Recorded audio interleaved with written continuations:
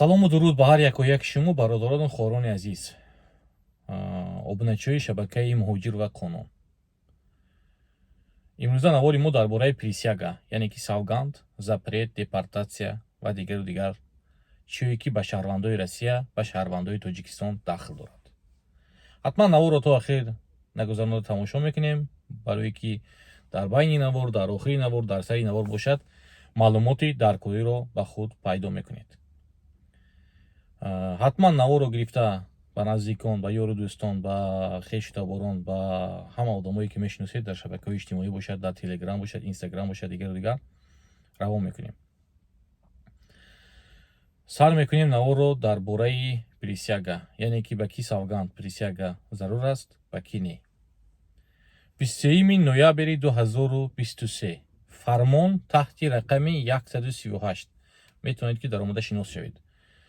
Указ президента под номером 138 о гражданстве Российской Федерации, о внесении присяги. Дар қонун гуфта мешавад ки шаҳрвандои Россие ки аз соли 2017 то соли 2024 шаҳрвандии Россияро қабул кардаанд, бояд присягаро қабул кунанд, яъне ки савгандро. вагар не шаҳрвандии ва ё аннулировад мешавад, яъне ки шаҳрвандии шумо бекор карда мешавад.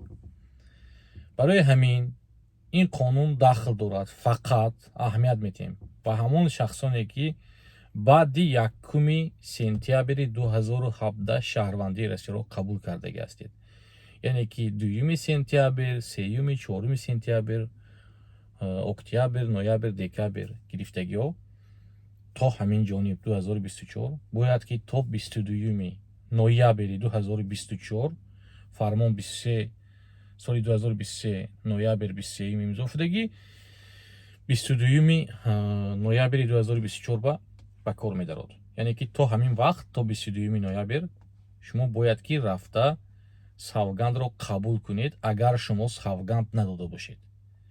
ҳастанд одамое ки хизмат кардаанд дар ҳудуди Россия, савганд дар хизмат додагианд, ҳамон ҳисоб мехӯрад, рафта аз дига додан шарт не. одамое ки худатон медонед ки шумо ягон хел коғаз баям, ягон чи баям хондагӣ нестед савгандро ва паспортатон баъди 1 сентябри 2017 гирифтагӣ ҳастед шаҳрвандиро, рафта бояд ки савгандро диҳед, яъне ки присягаро. вагар не, як бор дига мегӯем, шаҳрвандии шумо бекор карда мешавад. савгандро дар куҷо дода мешавад?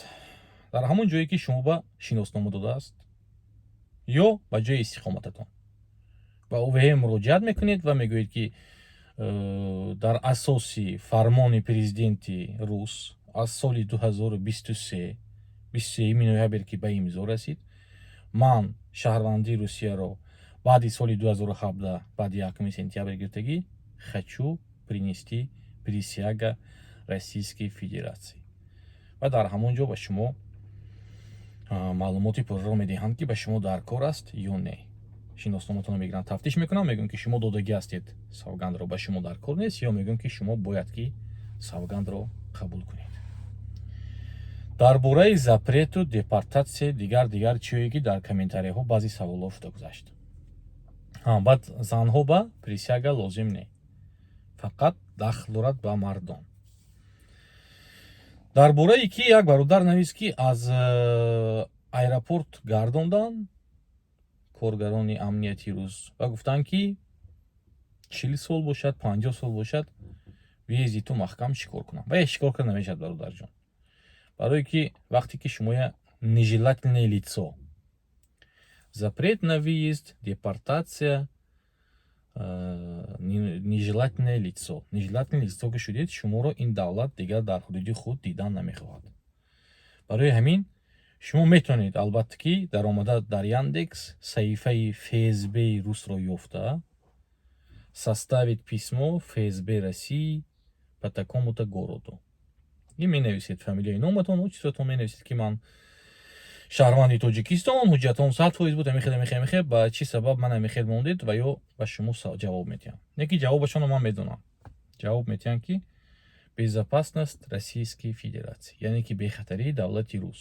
шумо нежелательное лицо. барои ҳамин одамое ки пайдо мешаванд ман депортатсияи ҳамин чиҳои фейсбекарагиам мекушон мегӯянд бекор пул дода худатонро сарсон накунед. як бародаре ки ман наздик мешиносам ба ватан рафта буд ва аз ватан вақти баргаштам аз граница мегардонам, мегӯям ки ту фалон ҳамун нозири минтақавӣ яъне ки участковӣ ба ту запрет мондагӣ, ту ҳуқуқи Россия даромаданро надорӣ.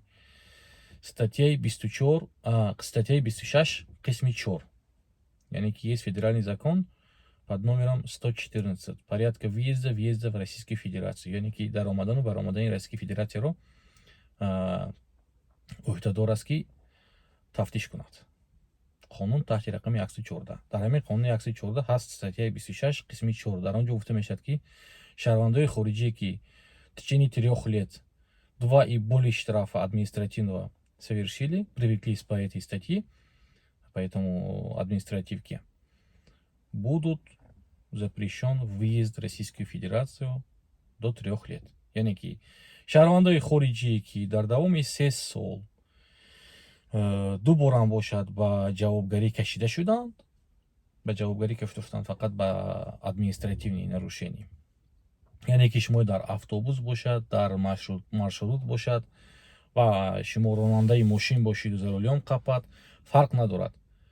чӣ хеле ки шумо ба ҳамин якта протокол шуд, ба шумо протокол составид карданд, навистанд ки шумо 250 сум, 200 сум, 500 сум қарздор, дута михела агар штраф шавад, метавонанд ки запрет кунанд шумо, въездатонро маҳкам кунанд. ҳозир бо комментария гапо мешавад ки ман 1000 та штраф дорам, гаштиам. ҳоли гуфти рӯзҳо ки да вас руки не дошли, яъне ки ҳоли очерати шумо нест. барои ҳамун ин ҳама ба намешаду як хел одамон мефуранд ҳамин чиз ба, не ки дар қонун ҳамин чиз ҳаст. федеральный закон 114 статья 26.4. ин ҳамин барои тарафи административка. барои ҳамин вақте ки ҳамин хел запрет мешавад шумоё бо ҳамин хел посредник пайдо шудагӣ, ман 250,000 мекушам, 200,000 мекушам. кушода наметавонад вай. ба чӣ сабаб кушода наметавонад? барои кушодан сабаб дар кор.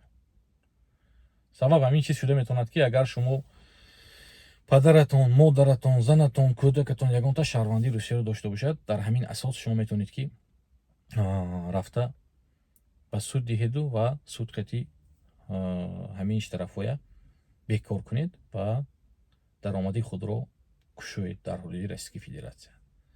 дигар ҳолат ба кушода намешавад. бо як асос чиза гуфта гузарам ки вақте ки шуморо въездатонро маҳкам карданд, дар ҳамон вақт агар паспорт дошта бошад, мисол шумо имрӯз въездатонро маҳкам карданд ба Россия, пага ягонта хонангии шумо шаҳрвандии Россияро қабул кард. дар ин ҳолат запрети шумои кушода намешавад, барое ки вақти запрет шудагитон ба ягонта занатони, кӯдакатони, падару модаратон шаҳрвандии Русияро надошт. не ки шаҳрвандии Русияро по восходящей линии мегӯянд, яъне ки фақат асос шуда метавонад падар, модар, кӯдак, зан. ако, уко, хоҳар, додар, ино шумо ба асос шуда наметавонад. барои ҳамин бекор вақти худро сарф карда ба ҳар як ҳаромхоро пул дода мекушам мегӯянд бовар кара худатонро сарсон накунед. вақте ки ба шумо факту далели 100%-ро пешниҳод мекунад, марҳамат, ҳозир бо ягон кас менависад ки вай мешад ман кушодам. ту кушодӣ, дар комментария имон номерои ҳамон контораро гузор ки ба ту ёрдам кард.